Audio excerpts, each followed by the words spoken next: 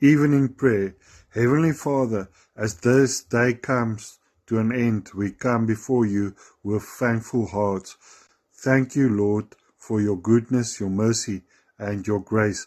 Thank you for carrying us through this day, for providing for us, protecting us, and never leaving our side. Your word says, the Lord is my shepherd, I shall not want. Psalm 23, verse 1. So tonight, Father, we stand upon your word. You are our shepherd. You know our needs. You know our worries. And you know what tomorrow holds.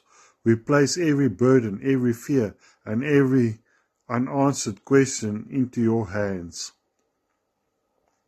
Forgive us for where we have fallen short today. Wash us clean through the precious blood of Jesus and renew our hearts. Lord, watch over our families and our homes tonight.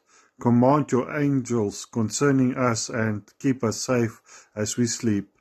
Give rest to the weary, comfort to the broken-hearted, hope to those who are struggling, and peace to every troubled heart. Tomorrow is in your hands, Lord. Tonight we rest knowing that your goodness and mercy shall follow us all the day of our lives. In the mighty name of Jesus Christ. Amen.